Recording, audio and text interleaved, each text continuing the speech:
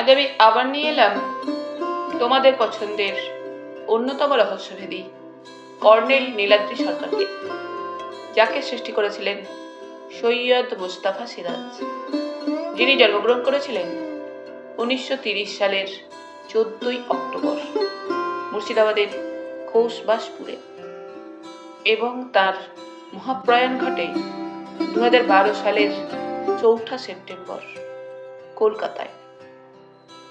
আজ আমি গল্পটি সংগ্রহ করেছি কিশোর কর্নেল সমগ্র দ্বিতীয় খণ্ড থেকে, যে বইটি প্রকাশনার দায়িত্বে ছিলেন দেশ পাবলিশিং। এদের সকলের প্রতি আন্তরিকভাবে কৃতজ্ঞতা নিবেদন করে শুরু করছি আজকের গল্প ইয়াজদারগিদের হিরে। এখন শুরু হচ্ছে অন্তিম পর্ব।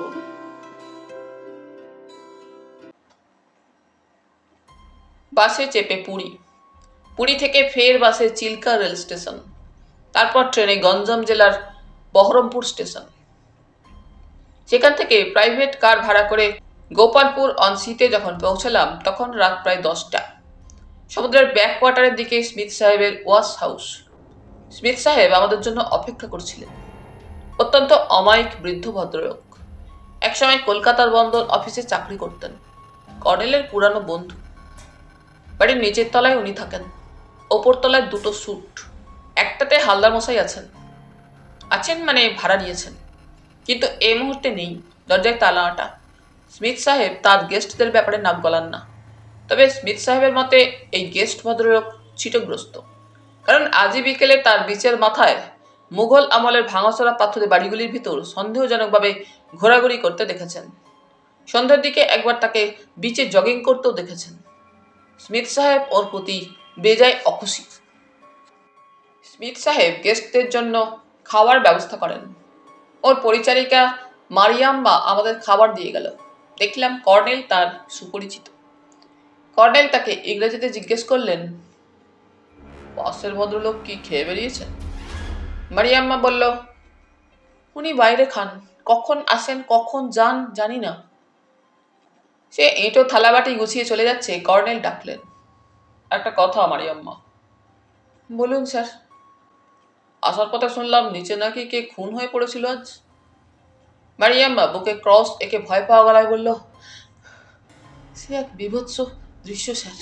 শয়তান ছাড়া এ কাজ কার হতে পারে? মাথাটা মুচড়ে পিঠের দিকে ঘুরিয়ে দিয়েছে।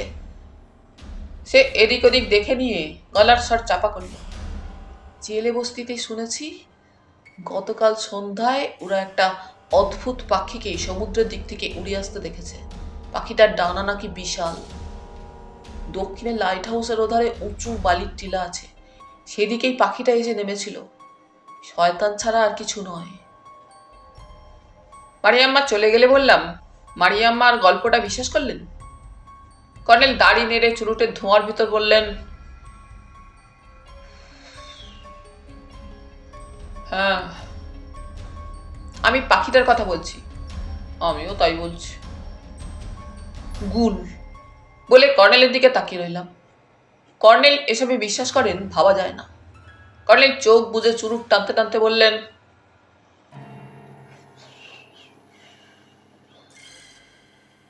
আল্লাহ মশাই পাখিটার পাল্লায় পড়লেন কিনা ভাবছি, এখনো ফিরলেন না। যাই হোক, একটু জিরিয়ে নিয়ে বেরোবো। এত রাত্রে কোথায় বেরোবেন? গোপালপুর অন শীতের তত উপদ্রব নেই। সমুদ্র তীরের আবহাওয়া সবসময় নাতিশীতোষ্ণ। বাইরে খোলা বারান্দায় গিয়ে দাঁড়ালাম। এই দোতলা থেকেই সামনে বালিয়ার নিচে সমুদ্র দেখা যায়। কুয়াশার আড়ালে সমুদ্র ঢাকা পড়েছে। ছেঁড়া ঘুড়ির মতো চাঁদটাকে অসহায় দেখাচ্ছে। মুঘল আমলের ভাঙচুর বাড়িগুলো কুয়াশা মাখানো আবছা জ্যোৎস্নায় বড্ড বেশি দূরে। বিচে ক্রমাগত ঢেউয়ের পর ঢেউ আছড়ে পড়ার গর্জনে কানে তালা ধরে যাচ্ছে। বাতাসে শীতের তীক্ষ্ণতা নেই, কিন্তু বিরক্তিকর। বাঁদিকে বালিয়াড়িতে কালো লম্বাটে জিনিসগুলো দেখেই বুঝলাম জেলেদের ভেলা নৌকো। সেখানে আবছা একটা মূর্তি দেখতে পেলাম। এত রাত্রে সামুদ্রিক শীতের হাওয়া খেতে কে বেরোলো কে জানে। একটু পরে এই মূর্তিটা শটান এসে এই বাড়ির নিচের রাস্তায় দাঁড়ালো। চেঁচিয়ে বললাম, হালদার মশাই নাকি? তখন এই ছায়ামূর্তিটা বাঁদিকের রাস্তায় চলে গেল। তারপর একেবারে নিপাত্তা। ব্যাপারটা সন্দেহজনক। ঘরে ঢুকে দেখি কর্নেল উঠে দাঁড়িয়েছেন। আমি কিছু বলার আগেই বললেন, চলো বেরোনো যাক। দরজায় তালা এঁটে আমরা নেমে এলাম। রাস্তায় পৌঁছে সন্দেহজনক লোকটার কথা বললাম। কর্নেল কোনো মন্তব্য করলেন না। খুব ভয়ে ভয়ে হাঁটছিলাম। কখন কোথায় দানোটা এসে ঝাঁপিয়ে পড়বে বলা যায় না। রাস্তা খাঁ খাঁ, জনহীন। ল্যাম্পপোস্ট হলো দূরে দূরে, তাই কোথাও কোথাও জ্যোৎস্না, কুয়াশা, আধার মিলেমিশে আছে। প্রায় মিনিট করে হাঁটার পর বললাম, আমরা যাচ্ছিটা কোথায়? কর্নেল সামনে আঙুল তুলে বললেন, ওই যে আলো জুকজুক করছে ওখানে। যেখানে পৌঁছেছি সেখানটা কাঁচা রাস্তা, বালিতে ভর্তি, দুধারে ঝোপঝাড়, কিছু উঁচু গাছ কালো হয়ে দাঁড়িয়ে আছে। কর্নেলের হাতে টর্চ আছে, কখনো পায়ের সামনে আলো ফেলছেন। হঠাৎ একটা ছোট্ট ঢিল এসে আমার গায়ে লাগলো।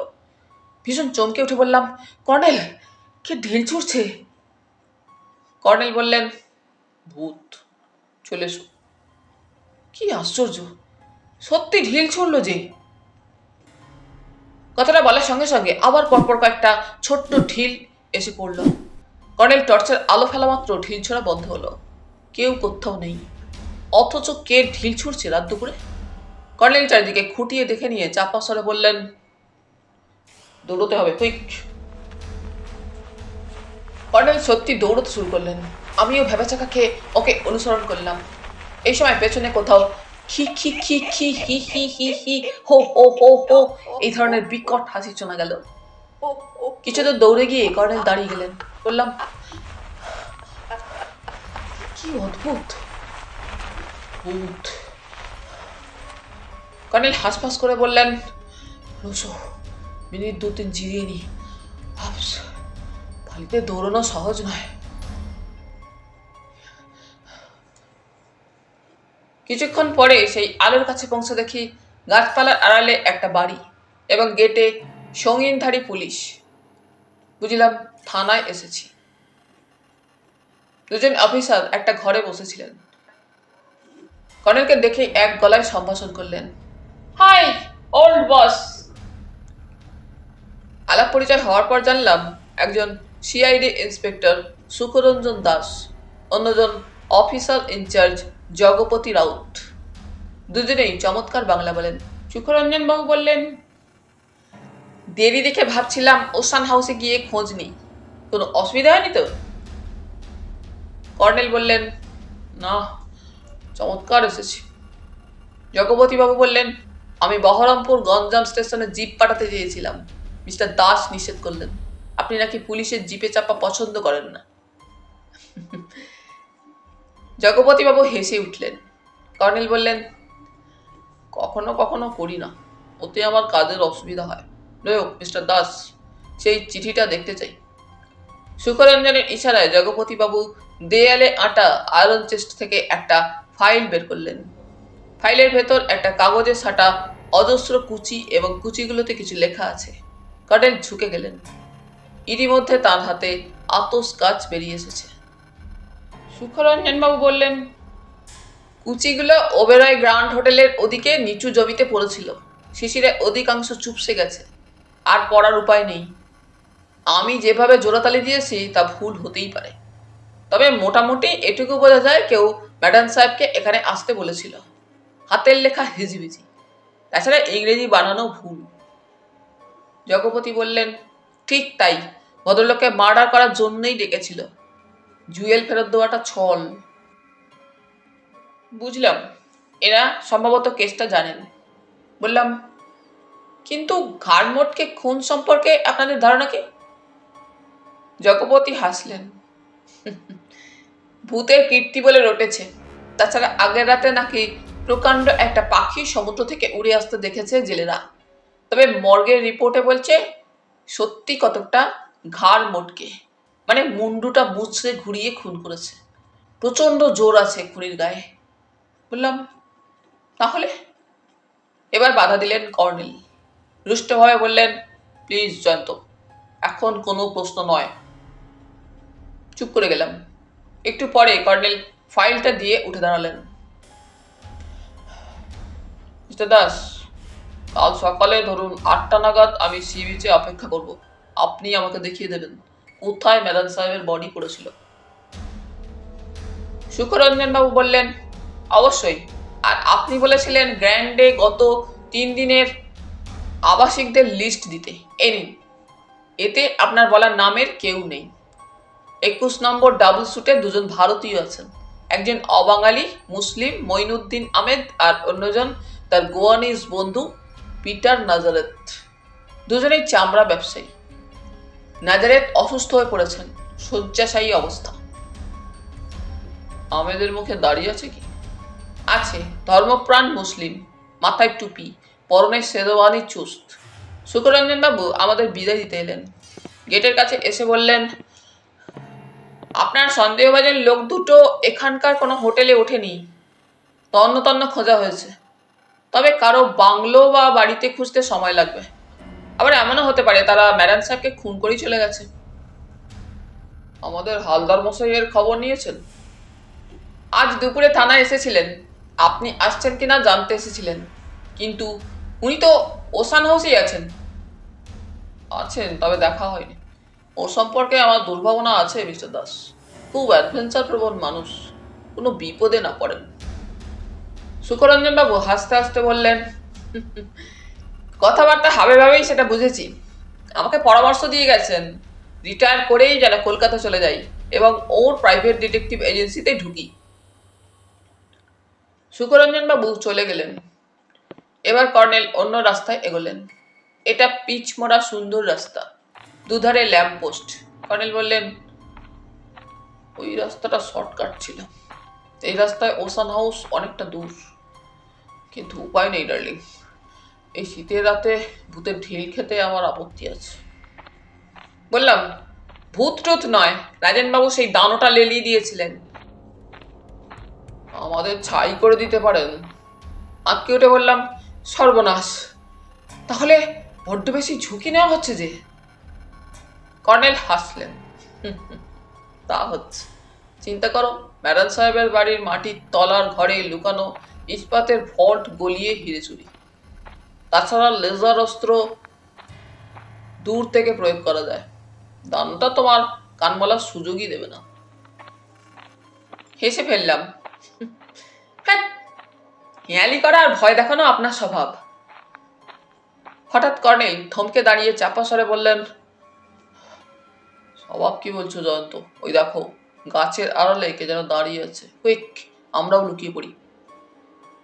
রাস্তার দুধারে গাছ এবং ঝোপঝাড়, মাঝে মাঝে একটা করে বাংলো বাড়ি। কর্নেল আমাকে টেনে একটা ঝোপের আড়ালে নিয়ে গেলেন। গুড়ি মেরে কিছুক্ষণ বসে রইলাম দুজনে। আমি কিন্তু কাউকে দেখতে পাইনি। একসময় কর্নেল উঠে দাঁড়ালেন, তেমনি চাপা স্বরে বললেন, চলো। রাস্তায় গিয়ে বললাম, কোথায় লোক দেখলেন? কর্নেল বললেন, ওই দেখো, চলে যাচ্ছে। আন্দাজ 30 মিটার দূরে রাস্তার বাঁকে একটা আবছা মূর্তি সদ্য মিলিয়ে যাচ্ছে। হন্তদন্ত হেঁটে বাঁকে পৌঁছে দেখি আবছা মূর্তিটা যেন হাঁটছে না, রাস্তার উপর ভেসে যাচ্ছে। সে কুয়াশার মধ্যে মিলিয়ে গেলে কর্নেল বললেন, কপালে দুর্ভোগ আছে ডার্লিং। আবার বালি আর জঙ্গল ভাঙতে হবে, একটা বালির টিলা ডিঙোতেও হবে। এসো। পা বাড়িয়ে বললাম, ওকে। সেই দানোটা বলেই মনে হলো। তুমি ঠিকই বলেছিলে, বড্ড বেশি ঝুঁকি নিয়েছিলাম। তবে ঝুঁকি নেওয়ার উদ্দেশ্য সফল হয়েছে।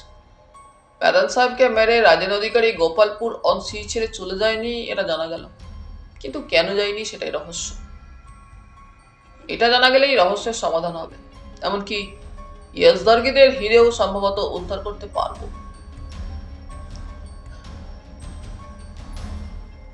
বালিয়াড়ি জঙ্গল এবং একটা আস্ত বালির পাহাড় ডিঙিয়ে সমুদ্রের বিচে পৌঁছাতে ঘন্টা খানেক লেগে গেল। তারপর ওসান হাউসে যখন পৌঁছলাম, তখন আমার অবস্থা শোচনীয়। পা নাড়তেই যন্ত্রণা কটকট করে উঠছে। হালদার মশাই ছুটে তেমনই তালা আটা, ফেরেননি। কোনো রকমের জুতো খুলে বিছানায় গড়িয়ে পড়লাম। ঘুম ভাঙল কর্নেলের ডাকে। অভ্যাস মতো প্রাতঃভ্রমণে বেরিয়েছিলেন। মুচকি হেসে বললেন, যেভাবে ঘুমোচ্ছিলে দানোটা এসে তোমার ঘাড় মটকাবার চমৎকার সুযোগ পেত। বললাম, আপনি যেভাবে মর্নিং ওয়াকে বেরিয়েছিলেন আপনারও ঘাড় মটকানোর সুযোগ ছিল। দেখা যাচ্ছে সে সব সুযোগের সদ্ব্যবহার করছে না। কিন্তু গত রাত্রে সে গাছের আড়ালে ওত পেতে দাঁড়িয়েছিল। কর্নেল প্রজাপতি ধরা জাল ঝেড়ে মুছে গুটিয়ে রাখছিলেন। বললেন, আমাদের জন্য ওত পাততে যাইনি, জায়গাটা দেখে এলাম। ওড়িশার এক প্রাক্তন মন্ত্রীর বাংলো বাড়ির কাছে এসে দাঁড়িয়েছিল। তো এই বাড়িতে এমনই কেউ আছে যার ঘাড় মটকাতে গিয়ে থাকবে। কোনো কারণে সে সুযোগ পায়নি, তাই তাকে রাজেন অধিকারী সরিয়ে নিয়েছে, কিংবা সরিয়ে নিতে বাধ্য হয়েছে। হ্যাঁ, রিমোট কন্ট্রোলের সাহায্যেই।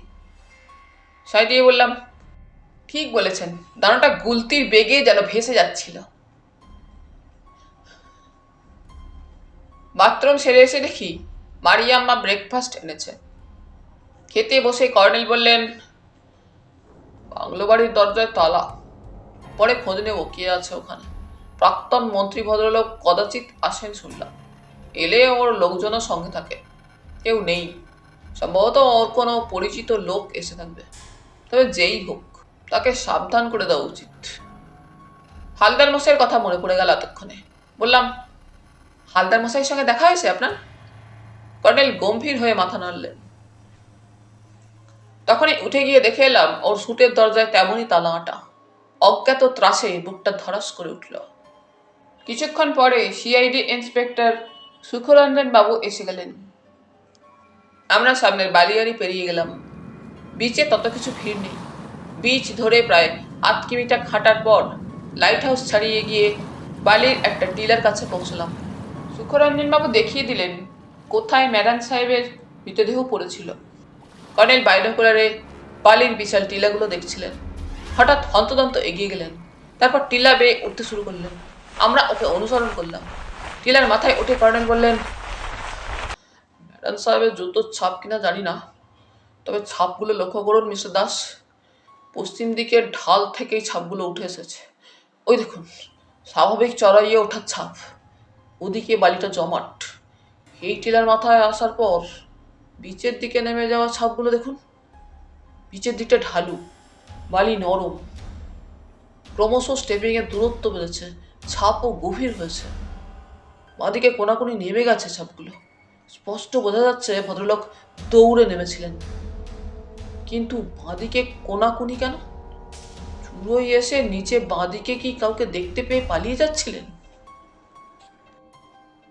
কর্নেল বাইনোকুলারে ডান দিকটা দেখে এগিয়ে গেলেন। বললেন, এই যে এখানে কেউ দাঁড়িয়েছিল। মাই গুডনেস, সে এক লাফে প্রায় 30 ফুট নিচে পড়েছে। ওই দেখুন, গভীর দুটো ছাপ। কর্নেল নেমে গেলেন হন্তদন্ত। আবার খুঁটিয়ে দেখে বললেন, ডেডবডির দূরত্ব এখান থেকে আরও 30 ফুট। জোয়ারের জল ওখান পর্যন্ত আসে না। তার মানে সে দ্বিতীয় লাফে ম্যাডাম সাহেবকে ধরে ফেলেছে। অস্বাভাবিক লং জাম্প। সুখরঞ্জন বাবু ফ্যাঁস ফ্যাঁসে গলায় বলে উঠলেন, অসম্ভব, একেবারে অসম্ভব।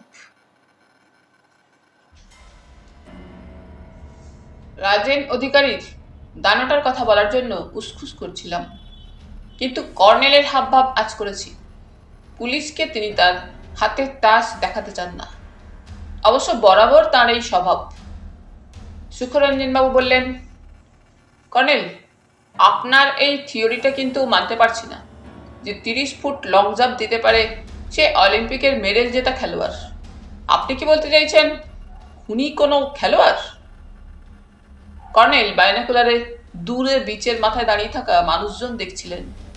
বাইনোকুলার নামিয়ে বললেন, চলুন ফেরা যাক। তারপর হাঁটতে হাঁটতে ফের বললেন, খেলোয়াড় বই কি মিস্টার দাস, আমরা এক সাংঘাতিক খেলোয়াড়ের প্রতিদ্বন্দ্বী। সুখরঞ্জন বাবু গম্ভীর হয়ে গেলেন। একটু পরে ঘড়ি দেখে বললেন, আমাকে এখনই এক জায়গায় যেতে হবে, পরে যোগাযোগ করবক্ষণ। উনি চলে যাওয়ার পর আমরা বিচ ধরে হাঁটছিলাম। ডাইনে সমুদ্রে এখানে ওখানে কালো কালো ছোট বড় পাথর দেখা যাচ্ছে, ঢেউয়ে নাকানি চোবানি খাচ্ছে। মুহুর্মুহ বেকারের গর্জনে কানে তালা ধরে যাচ্ছে। চাপ চাপ ফেনা ছড়িয়ে পড়ছে। বিচের মাথায় পাথরে তৈরি ঘরবাড়ির ধ্বংসস্তূপ, প্রকাণ্ড সব পাথরের চাঙর বিচে এসে পড়েছে। একটা ভাঙা ঘরে জানলায় কাউকে উঁকি মারতে দেখলাম। গোলগাল মুখ, মুখে কেমন একটা হাসি। হঠাৎ মুখটা চেনা মনে হলো। তখনই মনে পড়ে গেল রাজেনবাবুর বাড়ির দোতলা জানালায় এই মুখটাই দেখেছিলাম। দ্রুত বললাম, কর্নেল কর্নেল, ওই দেখুন সেই বসন্তবাবু, রাজেনবাবুর দাদা। কর্নেল বললেন, দেখেছি, ওর সঙ্গে আলাপ করতে চাও কি? ওর কাছে জানা দরকার উনি এখানে কেন এসেছেন। চলে যাও তাহলে। আপনিও চলুন। কর্নেল হাসলেন। ডার্লিং, আমি পাগলকে বড্ড ভয় করি, সে তো তুমি জানো। তুমি ইচ্ছে করলে ওর সঙ্গে আলাপ করতে পারো। যাও, চলে যাও। তীব্র কৌতূহলের চাপে পড়েই পাথরের চাঙর বেয়ে উঠতে শুরু করলাম। ওপরে উঠে সেই ভাঙা পাথরের ঘরটার দিকে হন্তদন্ত এগিয়ে গেলাম। কিন্তু জানলায় দেখা সেই মুখটা নেই। ভেতরে উঁকি মেরে কাউকে দেখতে পেলাম না। ঘরগুলো বিপজ্জনক অবস্থায় দাঁড়িয়ে আছে। একটা ফাঁকা জায়গা দিয়ে এগিয়ে চারিদিকে তন্ন তন্ন খুঁজে আর বসন্তবাবুর পাত্তা পেলাম না। সবখানে বালির স্তূপ। পোড়ো পোড়ো ঘরগুলোর মেঝেও বালিতে ভর্তি। দেওয়ালের ফাঁক দিয়ে ওধারে পিচ রাস্তা দেখা যাচ্ছিল। রাস্তায় গিয়ে এক পলকের জন্য দেখলাম বসন্তবাবু ওপাশের একটা পোড়ো জমির পাশে ঝোপঝাড়ের মধ্যে ঢুকে গেলেন। পাগলের পেছনে দৌড়ানোর মানে হয় না। নিচে ফিরে গিয়ে কর্নেলকেও দেখতে পেলাম না। অদ্ভুত মানুষ তো। খানিকটা হেঁটে জেলেদের ভেলা নৌকার কাছে পৌঁছলাম। উঠে গিয়ে ওশান হাউস চোখে পড়ল। সেখানে গিয়ে দেখি নিচের বারান্দায় বসে স্মিথ সাহেব হোমিওপ্যাথির ওষুধ বিলোচ্ছেন। এক দঙ্গল গরিব গুবরো চেহারার রুগী দাঁড়িয়ে আছে। আমাকে দেখে স্মিথ সাহেব সম্ভাষণ করলেন। Good morning. Morning mister Smith. Colonel সাহেব কি ফিরেছেন? ফিরলে দেখতে পেতাম। মিস্টার হালদার? স্মিথ উদ্বিগ্ন মুখে বললেন, না, আমি চিন্তিত মিস্টার চৌধুরী। পুলিশকে খবর দিয়েছি। আমার ঘরের চাবি কর্নেলের কাছে। ডুপ্লিকেট চাবি নিশ্চয়ই স্মিথ সাহেবের কাছে আছে। কিন্তু ঘরে বসে থাকার কোনো মানে হয় না। আবার বিচে ফিরে গেলাম। সমুদ্রের দিকে তাকিয়ে চমৎকার সময় কাটানো যায়। এদিকটা একেবারে খাঁ খাঁ জনহীন। জেলে বস্তির ছোট্ট ছেলে মেয়ের দঙ্গল খানিকটা দূরে সমুদ্রে নেমেছে। ওটাই ওদের খেলা। কেউ কেউ জলের ভেতর মুচিয়ে থাকা পাথরে উঠেছে। ওদের ভয় করছে না? নিশ্চয়ই করছে না। সমুদ্র ওদের আপনজন। সমুদ্র ওদের লড়াই করে বেঁচে থাকতে শেখায়। ওরা যেন সমুদ্রের পাঠশালার পড়ুয়া। কতক্ষণ পরে আনমনে ডান দিকে মুঘল আমলের ভাঙা কুঠিবাড়িগুলোর দিকে তাকাতেই চোখে পড়ল একটা মাথা উঁকি মেরে এগোচ্ছে। স্তূপের আড়াল দিয়ে কেউ গুঁড়ি মেরে কোথাও চলেছে। একটু পরে আরটাকে দেখা গেল না। মুড়িয়া হয়ে উঠে দাঁড়ালাম। বসন্তবাবু নন তো? বালি ও ধ্বংসস্তূপ এবং ভাঙা ঘরের ফোকর গলিয়ে সাবধানে গুঁড়ি মেরে এগোচ্ছিলাম। হঠাৎ একটা ঘরের বালিতে পড়ে থাকা একটা কাগজের চিরকুট দেখতে পেলাম। চিরকুটটা পড়ে নেই আসলে। এক টুকরো পাথর চাপা দেওয়া আছে এক কোনায়। চিরকুটটা তুলে দেখি আঁকা বাঁকা ইংরেজি হরফে যা লেখা আছে তার মানে দাঁড়ায়, আজ রাত 10টায় এখানে আসুন, দেখা হবে। হালদার মশাইয়ের ভাষায় প্রচুর রহস্য। ঝটপট ভেবে নিয়ে চিঠিটা সেই অবস্থায় রেখে দিলাম। তারপর তেমনই গুঁড়ি মেরে এগিয়ে খানিকটা তফাতে একটা ভাঙা দেওয়ালের আড়ালে বসে রইলাম। এখান থেকে ওই ঘর এবং নিচের বীচ মোটামুটি চোখে পড়ে। এমন ভঙ্গিতে বসেছিলাম কেউ দেখলে ভাববে নিছক সমুদ্র দর্শন করছি। প্রায় ঘন্টাখানেক পরে বিচের দিক থেকে একটা লোককে উঠে আসতে দেখলাম। প্রথমে তাকে সাহেব ভেবেছিলাম, পরে দেখি খাঁটি সাহেব নয়, তবে কতকটা সাহেব সাহেব গরম। লম্বা নাকটা দেখার মতো, পরনে জিন্স জ্যাকেট, মাথায় রোদ বাঁচানো টুপি। বয়স আন্দাজ 30-32 মনে হলো। লোকটা সেই ঘরের কাছে এসে চাপা গলায় কাকে ডাকলো, হ্যালো হ্যালো। বার কতক ডাকার পর এদিক ওদিক তাকিয়ে সে ঘরের ভেতর উকি দিল। তারপর ফোকর দিয়ে ঢুকে পড়ল। আমি আর চুপ করে বসে থাকতে পারলাম না। হন্তদন্ত ছুটে গিয়ে সেই ঘরের ফোকরের সামনে দাঁড়ালাম। লোকটা চমকে উঠেছিল। সামলে নিয়ে ইংরেজিতে বলল, এই পাথরের বাড়িগুলো ভারী অদ্ভুত। কে তৈরি করেছিল জানেন কি? চার্জ করার ভঙ্গিতে বললাম, কে আপনি? ট্যুরিস্ট। আশা করি আপনিও ট্যুরিস্ট। তার কথায় কান না করে বললাম, ওখানে একটা চিঠি ছিল, চিঠিটা নিতেই কি আপনি এসেছেন? চিঠি? কি বলছেন আপনি? ঠিক বলছি, চিঠিটা আমি দেখেছি, আপনি সেটা নিয়েছেন। এবার বলুন কে আপনি? পেছন থেকে কর্নেলের কথা ভেসে এলো, সাবধান ডার্লিং, সেই দানোর কথা ভুলে যেও না। শোনা মাত্র ভেবা চাকা খেয়ে এক লাফে লোকটার কান ধরতে গেলাম। লোকটাও এক লাফে সরে গেল। কর্নেল এসে অট্টহাসি হেসে বললেন,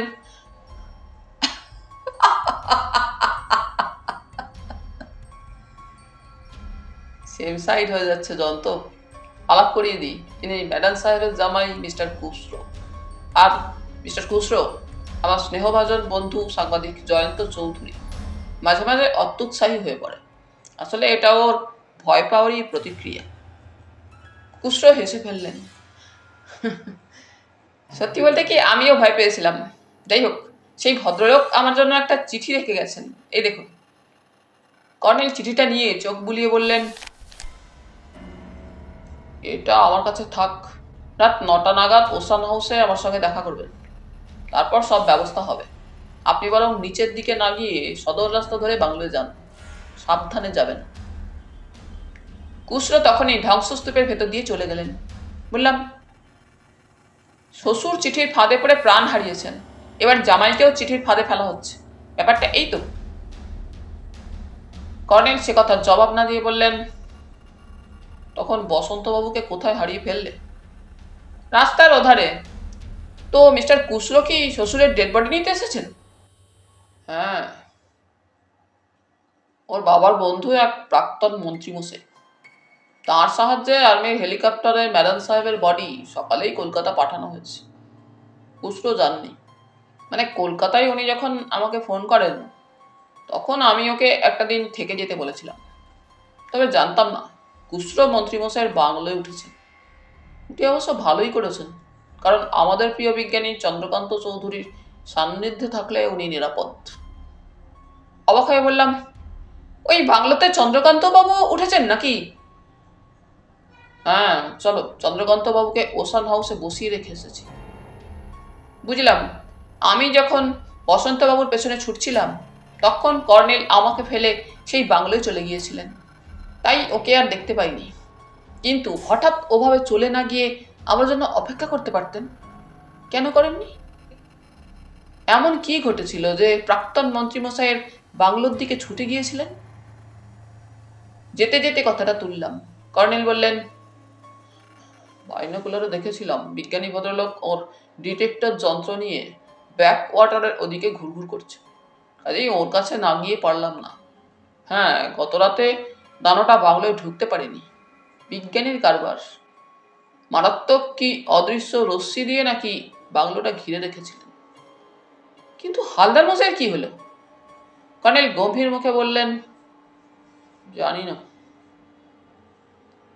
ওসান হাউসের দোতলায় আমাদের শুটে ঢুকে দেখি বিজ্ঞানী প্রবর ইজি চেয়ারে হেলান দিয়ে পা ছড়িয়ে ঘুমোচ্ছেন, কারণ ওর নাক ডাকছে।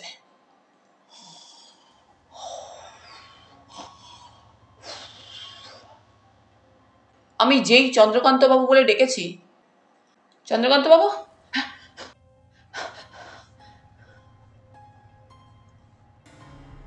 অমনি তরাক করে সোজা হলেন এবং বললেন, হিরে আছে শিওর।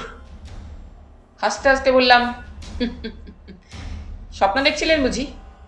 চন্দ্রকান্ত চোখ কচলে বললেন, সরি, সারা রাত ঘুমোয়নি, ঘুমোনো দরকার। বলে আমার দিকে তাকালেন। হ্যালো জয়ন্তবাবু, আসুন আসুন, আপনার কথা ভাবতে ভাবতেই ঘুমিয়ে পড়েছিলাম। কেন বলেন তো? হিরেটা উদ্ধার হয়ে গেলে আপনাকে একটা রোমহর্ষক স্টোরি দেব, দৈনিক সত্যসেবক পত্রিকায় বেরোলে হইচই পড়ে যাবে। আমার মাথা তো গুলিয়ে গেছে মশাই, ভাবা যায় হিরেতে এক ধরনের রশ্মি আছে যা প্রাণীর দেহকোষের পরিবর্তন ঘটাতে পারে। হিরে ঠিক যেভাবে কাজ কাটতে পারে সেইভাবেই হিরের সেই বিস্ময়কর রশ্মি প্রবাহ ডিএনএ অণুতে কেটে কুটে। চন্দ্রকান্ত হঠাৎ কথা থামিয়ে ফিক করে হাসলেন। কর্নেল আতসকাচ দিয়ে চিঠিটা দেখতে ব্যস্ত। আমাদের কথার দিকে ওর কান নেই। বললাম, চন্দ্রকান্ত বাবু, আপনি বললেন হিরে আছে, কোথায় আছে? চন্দ্রকান্ত গম্ভীর হয়ে বললেন, এখানেই। এখানেই মানে? গোপালপুর অংশীতে? শিওর, ওই ব্যাক ওয়াটারের কাছাকাছি কোথাও লুকোনো আছে। ডিটেক্টরে সাড়া পেয়েছি, কিন্তু ঠিক জায়গাটা খুঁজে বের করতে পারছি না, এটাই সমস্যা। আমি হতভম্ব হয়ে তাকিয়ে রইলাম। একটু পরে বললাম, হিরেটা এখানে এলো কি করে? আনলো কে? কেনই বা আনলো?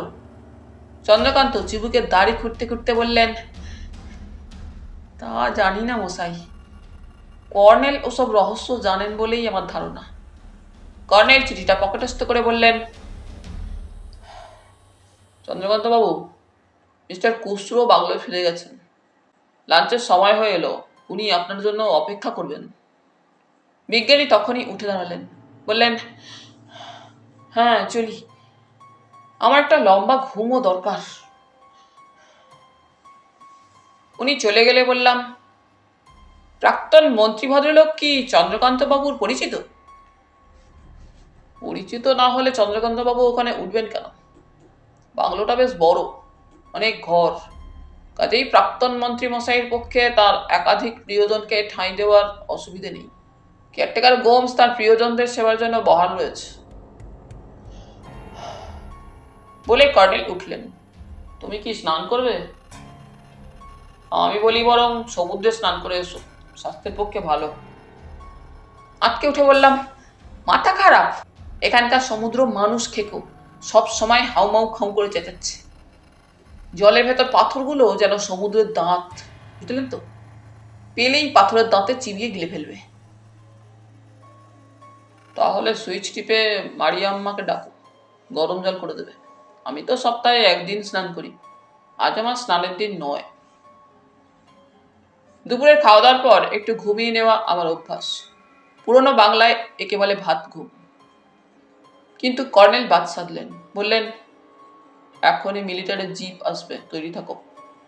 মনে পড়ে গেল এখানে সেনাবাহিনীর একটা ঘাঁটি আছে। ঢেকি নাকি স্বর্গে গেলেও ধান মানে।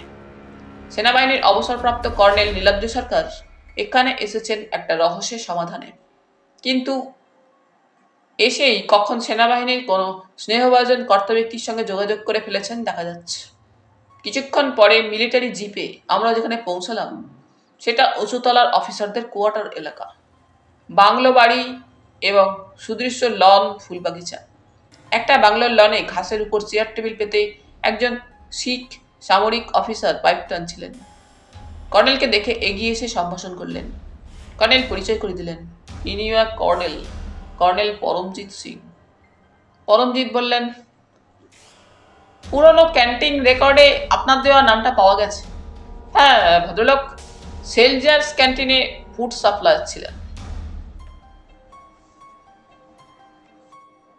কর্নেল বললেন, ওসান হাউসের মিস্টার স্মিথের কাছে কথায় কথায় জানতে পারি এই নামের ভদ্রলোক একসময় এখানে ছিলেন, ফুড কন্ট্রাক্টরি করতেন। ধন্যবাদ কর্নেল সিং, অসংখ্য ধন্যবাদ। মেয়েরা কফি রেখে গেল। কফি খেতে খেতে পরমজিৎ একটু হেসে বললেন, কিন্তু এবার যে রহস্যটা জানতে ইচ্ছে করছে কর্নেল সরকার, বুঝতে পেরেছি আপনার এবারকার গোপালপুর অংশীতে আসার উদ্দেশ্য সেই বিরল প্রজাতির জগন্নাথ প্রজাপতি ধরা নয়, আমাদের একজন প্রাক্তন ফুড সাপ্লায়ারকে ধরা। কিন্তু রেকর্ডে ওর বিরুদ্ধে তো কিছুই নেই। অসুস্থতার জন্য কারবার গুটিয়ে কলকাতা ফিরে যান। উনি কি সেই জুয়েলার ম্যাডান সাহেবের মার্ডার কেসে জড়িয়ে পড়েছেন? কর্নেল জোরে মাথা নাড়লেন, না না, উনি অত্যন্ত সদাশয় পরোপকারী মানুষ। তাহলে ব্যাপারটা একটু খুলে বলুন শুনি। যথাসময়ে জানাবো। এরপর দুজন সামরিক বিষয়ে কথা বলতে শুরু করলেন। আলাপ এবং কফি খাওয়া শেষ হলে কর্নেল উঠে দাঁড়িয়ে বললেন, চলি কর্নেল সিং, পরে দেখা হবে, একটু তাড়া আছে। কর্নেলের নির্দেশে এবার মিলিটারি জিপ আমাদের লাইট হাউসের কাছাকাছি পৌঁছে দিয়ে চলে গেল। আমরা বস্তি এলাকার ভেতর দিয়ে একটা নিচু জায়গায় নেমে গেলাম। বললাম, কোথায় যাচ্ছি?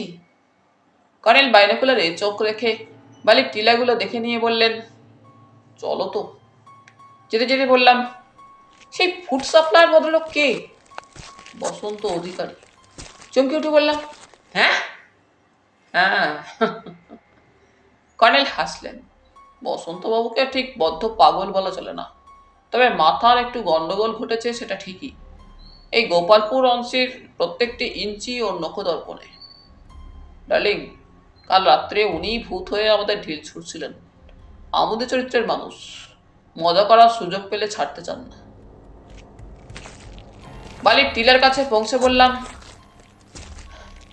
কিন্তু আমরা যাচ্ছিটা কোন চুলোয়? ধৈর্য ধরো জয়ন্ত, বলে কর্নেল টিলায় উঠতে থাকলেন। ক্রমশ সমুদ্রের গর্জন স্পষ্ট হয়ে উঠছিল। কিছুক্ষণ পরেই সমুদ্র চোখে পড়ল। চূড়ায় ওঠার পর বাইনোকুলারের বাঁদিকে কিছু দেখে কর্নেল বললেন, ওই যে দেখছো একটা হোটেল, তুমি এখানে বসে লক্ষ্য রাখো। যদি দেখো শেরওয়ানির চুস্ত টুপি পরা কোনো মুসলিম ভদ্রলোক এবং তার সঙ্গী নিচে নামছেন, তুমি গিয়ে ওদের সঙ্গে ভাব জমাবে। যেভাবে হোক কথায় কথায় ওদের আটকে রাখবে। আমি সেই সুযোগে হোটেলে ঢুকে শুটে হানা দেব। কর্নেল হনহন করে সোজা এগিয়ে গেলেন, তারপর অদৃশ্য হলেন। হতবুদ্ধি হয়ে বসে রইলাম। শীতের বেলা পড়ে আসছিল, বসে আছি তো আছি। কতক্ষণ পরে দেখি সেই মুসলিম ভদ্রলোক এবং তার সঙ্গী কখন আমার ঠিক নিচে বিচের উপর চলে এসেছেন। দুজনে বিচ ধরে দক্ষিণে এগোচ্ছেন, তবে হাঁটার গতি বেশ দ্রুত। গত রাতে থানায় ওদের কথা শুনেছি, নাম দুটি মনে পড়ল, মঈনুদ্দিন আহমেদ এবং পিটার নাজারেত।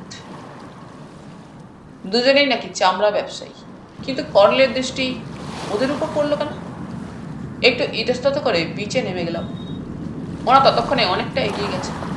ওদিকটা একেবারে নির্জন খাঁ খাঁ। বাদিকে সমুদ্র সমানে দোলা যাচ্ছে।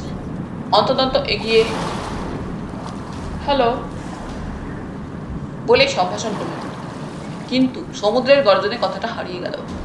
দুটো বালির টিলার মধ্যখানে খাড়ির মতো একটা সংকীর্ণ জায়গা দেখা যাচ্ছিল। সমুদ্রের জল সেখানে গিয়ে আছড়ে পড়ছে। জলটা পিছিয়ে সমুদ্রে সরে গেলে ওরা দুজনে খাড়িটা পেরিয়ে ডাইনে অদৃশ্য হলেন। ব্যাপারটা সন্দেহ হল। আবার সমুদ্রের জল এসে খাড়িতে ঢুকলো।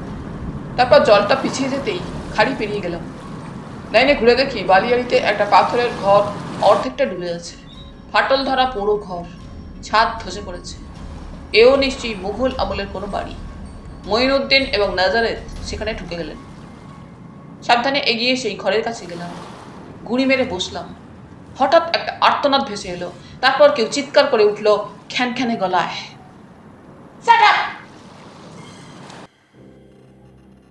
গুঁড়ি মেরে পাথরের চাঙড়ের আড়ালে গিয়ে উঁকি দিলাম।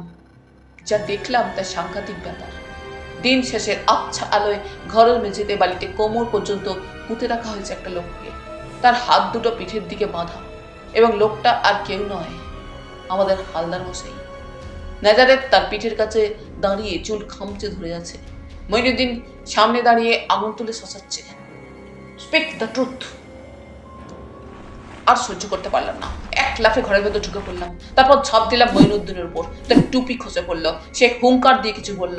নাজারেত অমনি বাড়িতে গর্ত খুঁড়তে শুরু করলো। ততক্ষণে মঈনুদ্দিনের সঙ্গে আমার ধস্তাধস্তি বেঁধে গেছে। তার দাড়ি খামচে ধরেছিলাম, উপড়ে এলো। তখনই চিনতে পারলাম তাকে। কি আশ্চর্য, এ তো সেই রাজেন অধিকারী। চেনা মাত্র তাকে ছেড়ে নাজারেথের কান ধরতে লাভ দিলাম।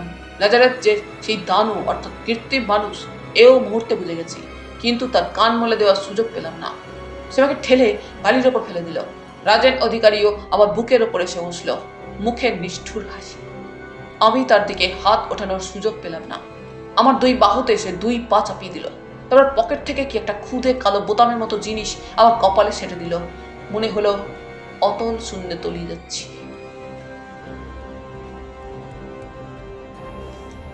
প্রথমে ভেবেছিলাম একটা বিকট দুঃস্বপ্ন দেখছি। চাঁদের আলোয় জায়গাটা মোটামুটি স্পষ্ট। আমার নিম্নাঙ্গ নিঃশ্বাস ঠান্ডায় জমে গেছে। তারপর বুঝলাম আমার কোমর পর্যন্ত বালিতে পোঁতা এবং হাত দুটো পেছনে বাঁধা। যন্ত্রণা টের পেলাম। তখন সব কথা মনে পড়ে গেল। ডাকলাম, হালদার মশাই, হালদার মশাই। কোনার দিকে ছায়া, সেখান থেকে হালদার মশাইয়ের করুণ সাড়া এলো। হাসি, একটা কিছু করা দরকার হালদার মশাই। হালদার মশাই রোগীর গলায় অতি কষ্টে বললেন, 24 ঘন্টা পোতা আছি জয়ন্তবাবু,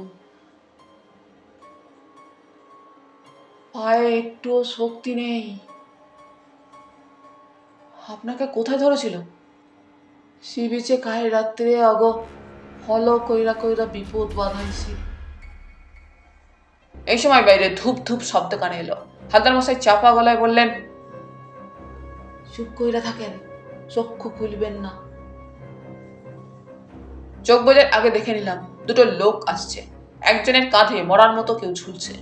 তারা ঘরে ঢুকলে চিনতে পারলাম রাজেন অধিকারী এবং তার দানব। দানের কাঁধে আর একজন মরার মতো লোক। রাজেন অধিকারী হুঙ্কার দিল তখনকার মতো। অমনি দানটা মরা নামিয়ে বালিতে গর্ত খুঁড়তে থাকলো। গর্তটা সে হাত দিয়েই খুঁড়ছিল। বুঝলাম রাজেন অধিকারীর হুঙ্কার সম্ভবত বিজ্ঞানী চন্দ্রকান্তের ভাষায় শনিম, বিশেষ ধ্বনি তরঙ্গের সাহায্যে হুকুম জারি। দানাটা যাকে আমাদের মতো কোমর পর্যন্ত পুঁতে হাত দুটো পেছনে বাঁধলো, সে যে মরা নয় তা একটু পরে বুঝলাম। রাজেন অধিকারী তাকে বলল, হিরে কোথায় লুকিয়ে রেখেছ না বলা পর্যন্ত এই অবস্থায় থাকো। সে হিহি করে হেসে উঠল।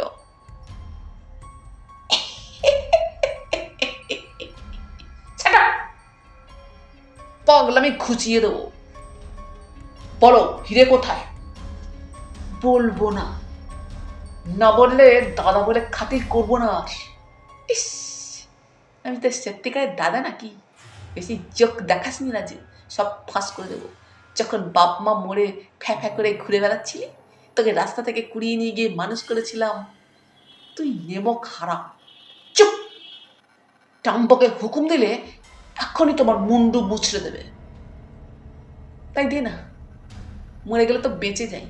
ওরে হতবাগা, তোর বাবার আত্মার সঙ্গে আমার সব সময় দেখা হয় জানিস। তা ডাকছি তাকে। প্রমথ, প্রমথ, কেমন? তোমার হারামজাদা পুত্রটিকে এসে সায়স্তা করো দেখি। Shut up! বলো হিরে কোথায় লুকিয়ে রেখেছ? হিরে তোর বাপের। নওরোজি সাহেবের সঙ্গে চক্রান্ত করে ম্যাডান সাহেবের হিরে চুরি করেছিলি। এই ভূতটাকে দিয়ে নওরোজিকে মারলি, শেষে ম্যাডান সাহেবকেও মারলি। পাপের ভয় নেই তোর? রাজেন অধিকারী ফুঁসে উঠল। তুমিও কম পাপি নও। আমার ল্যাব থেকে হিরে চুরি করে ম্যাডাম সাহেবকে চিঠি লিখেছিলে এখানে আসতে। তুমি থাকো ডালে ডালে, আমি থাকি পাতায় পাতায়। এবার ম্যাডাম সাহেবের জামাইকে হিরে ফেরত দেওয়ার চক্রান্ত করেছ, সে খবর আমি রাখি। জাগে বলো হিরে কোথায় রেখেছ? হালদার মশাই বলে উঠলেন, বাসন্ত বাবু, আপনি ভুল করছেন। হিরে কলকাতার ম্যাডাম সাহেবের দিয়া দিলেই পারতেন, এই ট্রাবল হইতো না। রাজেন অধিকারী ঘুরে দাঁড়ালো। তবে বেড়ার টিকটিকি বলে তেমনই হুঙ্কার দিতেই ট্রাম্বো গিয়ে হালদার মশাই চুল খামচে ধরল। হালদার মশাই আর্তনাদ করলেন। বসন্তবাবু বললেন, আপনি ভালো বলেছেন মশাই। কলকাতায় হিরে দিলে এই রাজু বেটার ছেলে ঠিক টের পেয়ে যেত। ওর যন্তর মন্তরে সব ধরা পড়ে যেত। সেই জন্যই গোপালপুরে আসতে লিখেছিলাম, আমার চেনা জায়গা। তা আপনাকে দেখছি জ্যান্ত পুঁতেছে।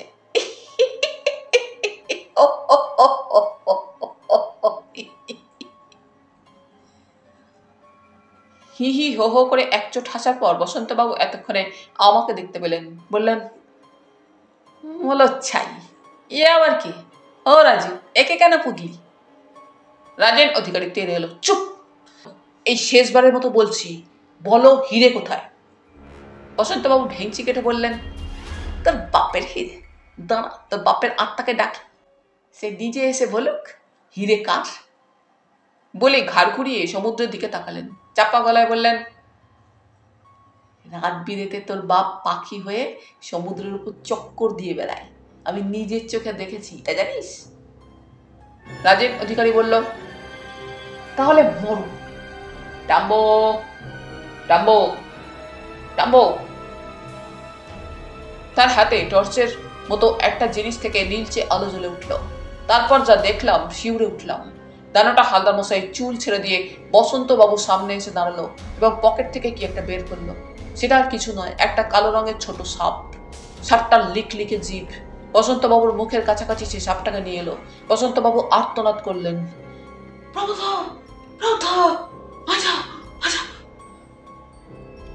তিনি সম্ভবত রাজেন অধিকারীর বাবার প্রেতাত্মাকে ডাকার জন্য সমুদ্রের দিকে মুখ ঘোরালেন। তারপরে চেঁচিয়ে উঠলেন, ওই যে আসছে, ওই দেখ রাজু, পাখি হয়ে তোর বাপ উঠে আসছে। অতি কষ্টে মুখ ঘুরিয়ে দেখি, কি অদ্ভুত! সমুদ্রের আকাশে বিশাল লম্বা ডানাওয়ালা একটা পাখি উঠে আসছে এই বালিয়ারির দিকে। রাজেন অধিকারী পাখিটাকে দেখা মাত্র হুঙ্কার দিল। তখন দানাটা এক লাফে বাইরে চলে গেল।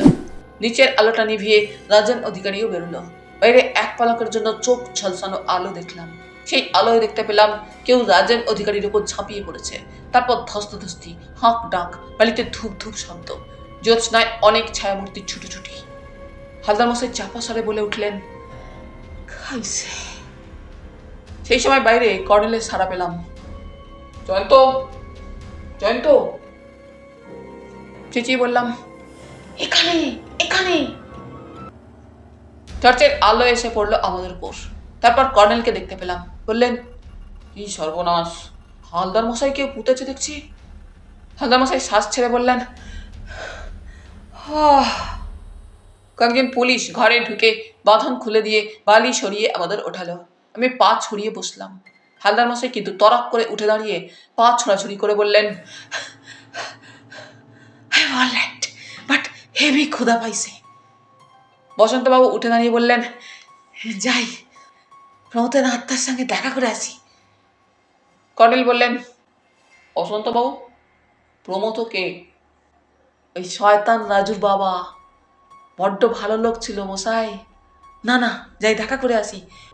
পরপর দুবার পাখি হয়ে উড়ে এলো আমার সঙ্গে দেখা করতে। বসন্তবাবু বেরিয়ে গেলেন। মাথা কেমন ঝিমঝিম করছে। পা বাড়াতে গেছি, হঠাৎ পায়ের কাছে কর্নেলের টর্চের আলোয় সেই সাপটাকে দেখতে পেলাম। চমকে উঠে সরে গেলাম। কর্নেল সাপটাকে কুড়িয়ে নিয়ে বললেন, এও কিন্তু কৃত্রিম সাপ জয়ন্ত, তবে টাম্বর মতো নয়। জেনম থিওরির সঙ্গে এটার সম্পর্ক নেই। এটা নেহাত খেলনা সাপ। চলো বেরোনো যাক। বাইরে গিয়ে দেখি পুলিশের দঙ্গল ছায়ামূর্তির মতো বিচের দিকে নেমে যাচ্ছে। একটা দেওয়ালের আড়াল থেকে সিআইডি অফিসার সুখরঞ্জন বাবু বেরিয়ে এলেন। বললেন, সায়েন্টিস্ট ভদ্রলোকের কাণ্ড কারখানা দেখছিলাম কর্নেল। দিনে দিনে পৃথিবীটা ওরা একেবারে অন্যরকম করে দিচ্ছেন। মাথা ঠিক রাখা কঠিন। কর্নেল বললেন, চন্দ্রকান্ত বাবুর চেয়ে সেরা বিজ্ঞানী এখন আপনাদের হাতে মিস্টার দাস।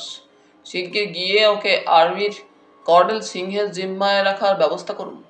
কিছু বলা যায় না। পুলিশের হাজত ওকে আটকে রাখার মতো শক্ত জায়গা নয়। রাজেন অধিকারী এ যুগের এক জাদুকর বিজ্ঞানী। সুখরঞ্জন বাবু হন্তদন্ত চলে গেলেন। আমরা সামনে বালির টিলার দিকে যাচ্ছিলাম। টিলার মাথায় কেউ দাঁড়িয়ে আছে। জ্যোৎস্নায় আবছা দেখা যাচ্ছে তাকে। কর্নেল ডাকলেন, বসন্তবাবু। কোনো সাড়া এলো না। কাছে গিয়ে আবার কর্নেল বললেন, বসন্তবাবু, দেখা হলো প্রমথবাবুর আত্মার সঙ্গে? বসন্তবাবু গলার ভেতর বললেন, না, দেরি দেখে প্রমথ উঠে গেল। ওই দেখুন যাচ্ছে। জ্যোৎস্নায় সমুদ্রের আকাশে সেই বিশাল পাখিটাকে ক্রমশ দূরে কুয়াশায় মিলিয়ে যেতে দেখলাম। হালদার মশাই চমকানো গলায় বলে উঠলেন, কি কি? সঙ্গে সঙ্গে আমার মনে পড়ে গেল বিজ্ঞানী চন্দ্রকান্তের যে একটা হ্যাং গ্লাইডার আছে। কি ভুলো মন আমার।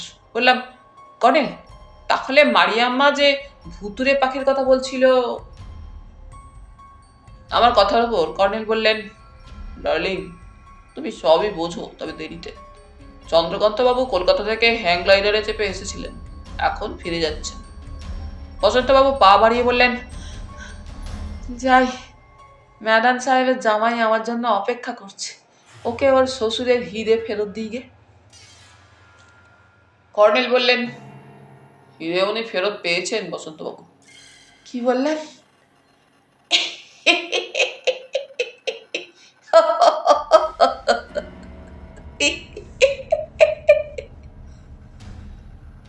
বসন্তবাবু হি হি হো হো করে বেজায় হাসতে লাগলেন।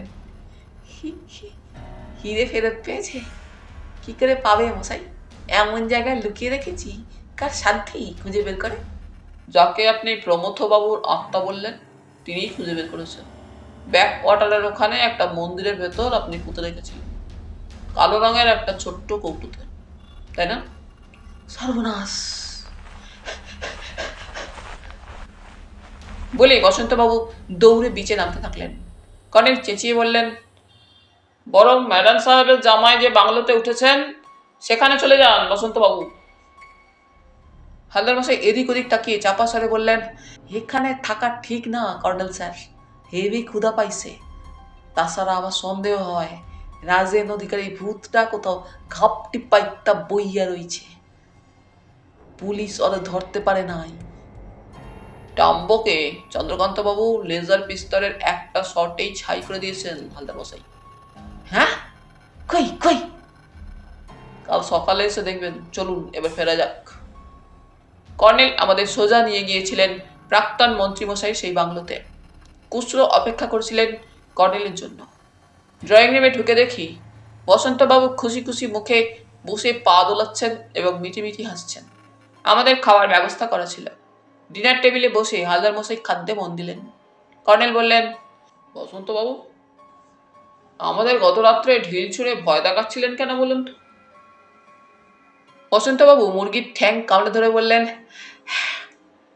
ঢিল নয়, ছোট ছোট বাড়ির গোটা। কিন্তু কেন? আপনারা আমার কাজে বাগড়া দেবেন ভেবেছিলাম, বুঝলেন না? পুলিশ এতে নাক গলাক, এটা আমার পছন্দ নয়। পুলিশ যদি জানতে পারতো আমার কাছে হিরে আছে, কেলেঙ্কারি হতো না? আমাকে ধরে নিয়ে গিয়ে বেদম পিটিয়ে কথা বের করে ছাড়তো। ওরে বাবা, আমি পুলিশ দেখলেই কেটে পড়ি। আর একটা কথা বসন্তবাবু, বলুন। আমার মন খুব ভালো হয়ে গেছে, সব কথার জবাব দেব। আপনি হীরের কথা কি করে জানতে পেরেছিলেন? রাজুর কাছে প্রায়ই একটা লোক আসতো, দুজনে চুপি চুপি কথা হতো, আড়াল থেকে শুনতাম। পরে বুঝলাম কি সাংঘাতিক চক্রান্ত চলছে।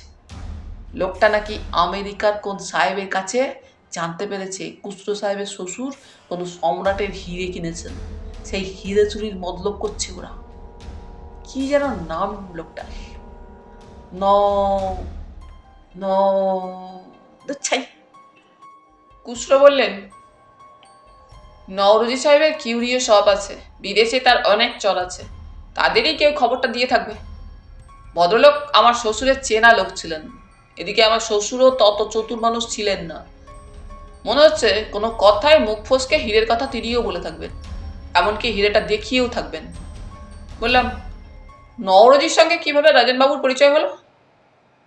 কর্নেল বললেন, নওরোজির এক ভাই আমেরিকায় ইলিনয় বিশ্ববিদ্যালয়ের জেনেটিক্সের অধ্যাপক। সেখানে রাজেনবাবু রিসার্চ অ্যাসিস্ট্যান্ট ছিলেন। গত মাসে সেই অধ্যাপক কলকাতা এসেছিলেন। নওরোজি সেই উপলক্ষে পার্টি দেন। রাজেনবাবুও পার্টিতে আমন্ত্রিত হয়েছিলেন। এসব খবর নিয়ে তবে গোপালপুরে ছুটে এসেছিলাম। বসন্তবাবু বললেন, রাজু বরাবর এইরকম স্বার্থপর। কর্নেল বললেন, নওরোজি নিশ্চয়ই জানতেন না টাম্বো কৃত্রিম মানুষ, টাম্বোকে তাহলে গুলি করতেন না। বসন্তবাবু বললেন, শয়তান রাজু ন ন দুচ্ছাই। রাজু সেই লোকটাকে একদিন বলেছিল হিরে চুরি গেছে। কে চুরি করেছে? না, ওর অ্যাসিস্ট্যান্ট, ওই ভূতটা। কাজে মারো গুলি, দে বডি ফেলে। বডি ফেলতে গিয়ে নিজেরই বডি পড়ে গেল। হালদার মশাই এতক্ষণে বললেন, হ, বডি পড়া শশককে দেখছিলাম। সে কি পড়া? কর্নেল বললেন, আপনার বডিও পড়ে যেত, জোর বেঁচে গেছেন। হ, বলে হালদার মশাই জলের গ্লাস তুলে নিলেন। তাহলে বন্ধুরা, আজ এই পর্যন্তই। গল্প পাঠ তোমাদের ভালো লেগে থাকলে তোমাদের কাছে আবারও অনুরোধ থাকলো, লাইক, শেয়ার এবং সাবস্ক্রাইব করে তোমাদের মূল্যবান মতামত পাঠানোর জন্য। ধন্যবাদ।